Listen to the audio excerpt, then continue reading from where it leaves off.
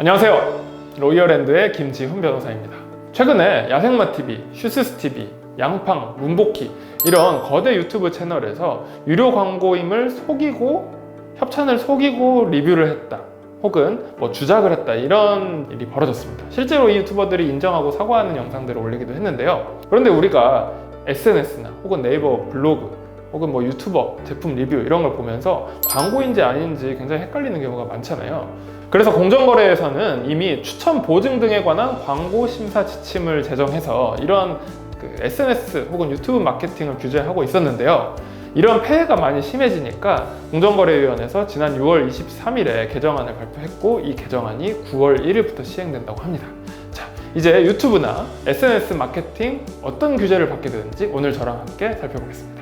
정식 명칭은 이렇습니다. 추천 보증 등에 관한 표시 광고 심사 지침.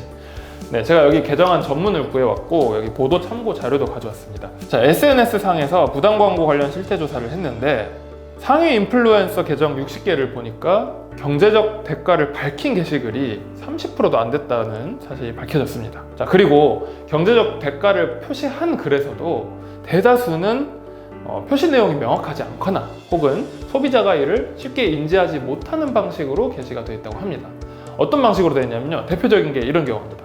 해시태그, 인스타의 해시태그에 AD 혹은 Sponsored by라는 단어를 쓰거나 혹은 이제 쭉 자기가 쓴 것처럼 리뷰를 했는데 광고 표시글은 맨 마지막에 있어서 인스타에 처음에는 더보기를 누르지 않으면 한두 줄밖에 안 뜨잖아요. 더보기를 봐야 표시를 한다든지 아니면 포스팅은 그냥 올리고 댓글에 광고 여부를 밝힌다든지 여기 이제 일반 원칙에 자, 이게 규정에 유명인의 추천 보증 등이라는 규정이 있는데 자, 유명인이 SNS 등을 통해서 특정 상품을 의도적으로 노출시키거나 브랜드 상품명을 언급하거나 해당 상품의 정보를 확인할 수 있는 사이트를 링크하는 것은 해당 상품을 추천하거나 보증하는 걸로 볼 수 있대요. 유명인이 그냥 자기가 추천할 수도 있잖아요. 근데 자기가 추천하는 이 제품도 어쨌든 추천 보증으로 볼 수가 있다는 거죠. 그런데 자기가 너무 이 제품이 마음에 들어서 추천하는 건 상관이 없지만 이 제품을 추천하면서 제조업자한테 대가를 받고 추천을 하는 경우에는 무조건 이 지침의 적용 대상이 되는 것입니다. 그래서 예를 들면 유튜브 같은 경우에도 영상이 시작하자마자 광고가 포함되어 있다는 말을 한다든지 그리고 중간부터 보는 소비자들의 헷갈림을 방지하기 위해서 끝에도 광고를 표시한다든지 이렇게 영상 중간중간에 적절하게 광고임을 표시를 해야 된다는 내용도 있습니다. 크게 첫 번째 접근성, 인식 가능성, 그리고 명확성, 그리고 언어 동일성이라는 기준을 공정거래위원회에서 마련하고 있는데요. 첫 번째로 접근성을 보겠습니다. 본문의 중간에 본문과 구분 없이 작성해서 찾을 수 없는 경우, 댓글로 작성한 경우, 더보기를 눌러야 확인할 수 있는 경우 제가 아까 말씀드린 게 이제 접근성 요건입니다. 자, 두 번째로는 인식 가능성 요건이 있습니다. 적절한 문자나 크기, 색상 등을 사용해서 소비자들이 쉽게 인식할 수 있는 형태로 광고 표현을 해야 합니다.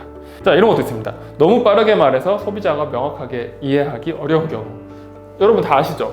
홈쇼핑이나 아니면 인터넷 제품 광고를 보면 혹은 대출 광고 같은 것도 보면요. 무조건 이제 광고 주의사항을 표시를 해야 되니까 다 얘기한 다음에 마지막에 자, 이 상품은 15일 내에 만기가 될 수도 있고 각종 부작용이 발생할 수 있으면 완전 랩을 하는 식으로 부작용을 설명하거나 혹은 광고임을 밝히는 것들 있잖아요.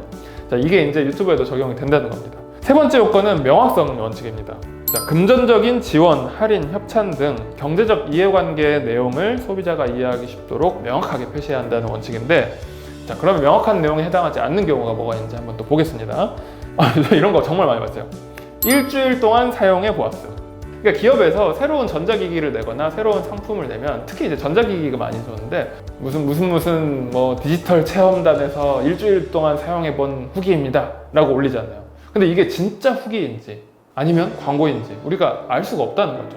이 체험단에서 정말로 내가 이제 상품 리뷰하는 좋은 의도를 가지고 이 제품을 리뷰했다면 모르겠지만 대부분의 경우에는 그 기업체에서 소정의 광고비를 주고 그 사람들을 실제로 일주일 동안 체험해보라고 한 다음에 되도록이면 좋게 리뷰를 하라고 요청을 할 수도 있고 혹은 객관적으로 해주세요라고 할 수도 있겠지만, 그러니까 이제 기업 입장에서는 아예 이 제품을 공짜로 테스트해보라고 주는 것만으로도 대가성이 인정이 되고, 이걸 리뷰해보고 광고하는 사람들이 과연 객관적인 광고를 할 수 있는지 좀 의심이 된다는 거죠. 그래서 이런 체험단이라는 글은 광고를 할 때는 이제 앞으로는 9월 1일부터는 쓰면 안 되고 무조건 이건 광고성 글이라고 명시를 해야 한다는 것입니다. 자, 그렇다면 이번에는 공정위에서 9월 1일부터 자, 그렇다면 이렇게 광고하세요 라고 예시를 올려줬는데 그 예시들을 한번 보겠습니다. 네, 첫 번째 유형은 자, 문자. 자, 글로 쓸 경우에는 이렇게 쓰라고 합니다. 소정의 수수료를 지급받음. 그리고 이 내용을 완전 잘 보이게 메인에 표시를 하라는 거죠. 자, 그리고 또 인스타 인플루언서가 뭐 B사로부터 일정 금액을 받고 SNS 협찬 이용 후기를, 실제 이용한 후기를 올립니다. 소정의 원고료를 지급받기는 했지만 저의 솔직한 후기입니다. 이렇게 쓰라고 합니다. 이거 제가 만든 말 아니고 진짜로 공정위 지침에 있습니다. 인스타그램 같이 사진을 활용한 추천 보증에는 사진 내에 광고를 표시해야 한다고 합니다. 자, 그런데 사진하고 본문이 연결되어 가지고 소비자가 쉽게 인식할 수 있을 때는 본문의 첫 부분이나 첫 번째 해시태그에 표시를 할 수가 있습니다. 세 번째로, 자, 동영상 포맷에서는 어떻게 해야 되는지 보겠습니다. 자, 저도 하고 있죠. 유튜브나 동영상을 활용한 추천 보증을 할 때는 표시 문구가 명확히 구분되도록 제가 아까 말씀드린 것처럼 게시물 제목에 혹은 썸네일 혹은 시작 부분이나 끝 부분에 광고라는 걸 삽입을 하고요. 그리고 방송 일부만 시청하는 소비자들도 쉽게 할 수 있도록 계속 반복해서 넣어달라고 합니다. 그러니까 영상 내에 계속 반복해서 교묘하게 혹은 대놓고 표시를 해야 된다는 겁니다. 자, 그리고 마지막으로 실시간 방송이라는 포맷에서는 어떻게 해야 될까요? 아프리카 TV나 실시간 방송을 활용한 뭐 유튜브도 라이브가 있죠. 추천 보증을 할 때에는 동영상의 방식을 따르지만 자, 실시간으로 자막 삽입이 안 되는 경우가 있잖아요. 실시간 라이브 방송은 그럴 때는 음성을 통해서 표현해야 됩니다. 네, 이렇게 공정위에서 이번에 개정하기로 한 추천 보증 등에 관한 표시 광고 지침에 대해서 알아봤는데요. 자, 원칙 첫 번째, 접근성, 두 번째, 인식 가능성, 그리고 세 번째, 명확성, 그리고 네 번째, 언어 동일성까지. 자, 이렇게 경제적 이해관계 공개의 원칙이 규정되었고요. 그리고 이를 통해서 여러 가지 이제 유형별로 동영상, 실시간, 글, 뭐 사진 유형별로 어떤 광고가 적합한지 예시도 한번 들어봤습니다. 그리고 잘못된 광고의 예시도 한번 살펴봤는데 여러분 어떠신가요? 어떻게 보면 소비자가 정말 명확하게 광고를 알 수 있을 것 같기는 한데 광고를 하는 사람 입장에서는 정말 난감할 것 같긴 합니다. 왜냐면 대놓고 광고라고 하면 사람들이 거부감을 느낄 수 있잖아요. 하지만 오죽 소비자들이 이걸로 오인 과장 광고로 피해를 많이 입었으면 이런 지침이 개정이 됐을지를 생각해 보면 물론 부작용도 있기는 하겠지만 긍정적인 영향이 더 많지 않을까라고 생각을 합니다. 제도 시행은 9월 1일부터라는 걸 명심하시고 여러분도 합리적인 소비생활 그리고 합리적인 유튜버, 인플루언서, 파워블로거 생활 하시길 바라겠습니다. 지금까지 로이어랜드의 김지훈 변호사였습니다.